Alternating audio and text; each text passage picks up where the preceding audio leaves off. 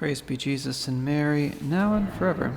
Today we're continuing our series on Franciscan Spirituality, talking about the importance of the Church, and specifically St. Francis's reverence towards the priesthood in God's Church, which we spoke of last time, and which we'll continue to shed light on in today's reflection.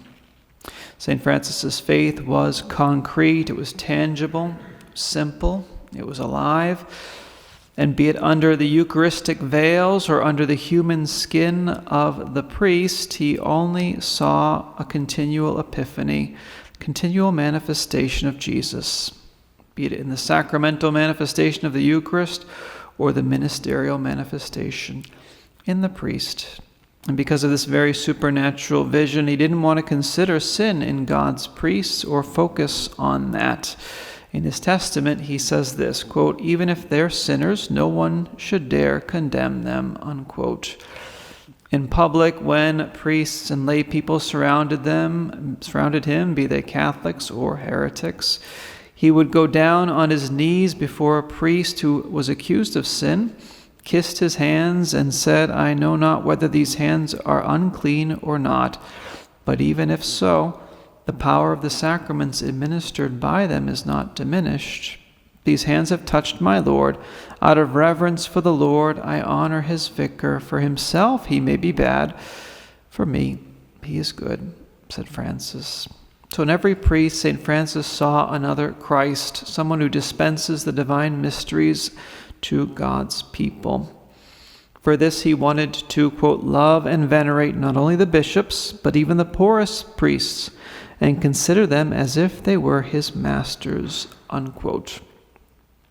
Even if St. Francis had the wisdom of Solomon and were to find very poor priests, not just poor materially, but maybe poor spiritually, he wouldn't preach to the people against their will. From the beginning of his conversion, he was full of reverence towards the ministers of God. And then he declared that he wanted to put himself at their service, and he wanted his brothers to do their apostolic work in the spirit of submission to the prelates of the Church.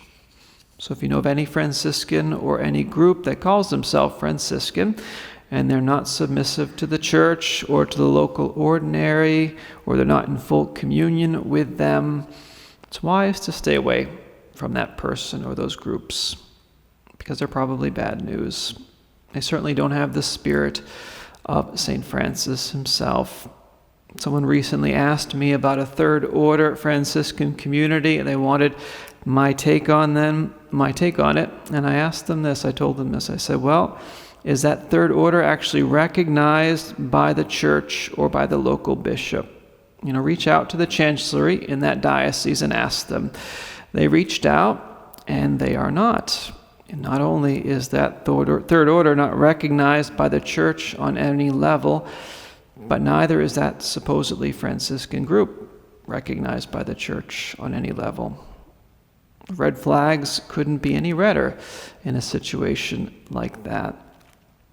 St. Francis, for his part, was totally submissive to the Church. He himself gave the example of this when, with filial humility, he presented himself to the Bishop of Imola in Italy, who had sent Francis away with severity, denying him permission to preach. Francis came back to the bishop, and he said to him, "Lord, if the father kicks his little son out the door, the son should come back in through another way." The bishop was won over by Francis's humility, then gave him permission to preach. St. Francis's sense of Christ, to whose word of truth he longed for with insatiable desire, it induced him to even, quote, "venerate all theologians and those who preach the divine word as those who give spirit and life," unquote. And at the end of any discourse regarding clerics or the ecclesiastical hierarchy, he would repeat his own refrain, which was, "I consider them my masters." And this making himself small, always small, a servant of the Church and also a servant of the men of the Church, it revealed his deeply profound humility and his interior disposition, the disposition to always tend towards God, to see him with the simplicity of faith in the mysteries and in the ministers in which he hides himself, and at the same time manifests himself and gives himself to men and to others. So interiorly we do need to have a reverence not only for Jesus in the Eucharist, but also a reverence for Jesus in the hierarchy, in the clergy. Even in those of us clergy who are subpar or who are noted sinners or maybe very bad theologians or not very bright or not very patient or difficult to deal with, or you name it, pray for us. Try to see Jesus in us, no matter how well he may be hidden in us. And for those clerics who are clearly heretical or divisive or schismatic or Jansenistic or anti-Vatican II or just in lockstep with the secular culture, pray for them too, but it's wise to avoid them as much as possible.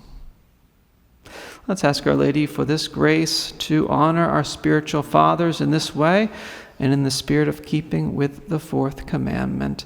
Praise be Jesus and Mary, now and forever.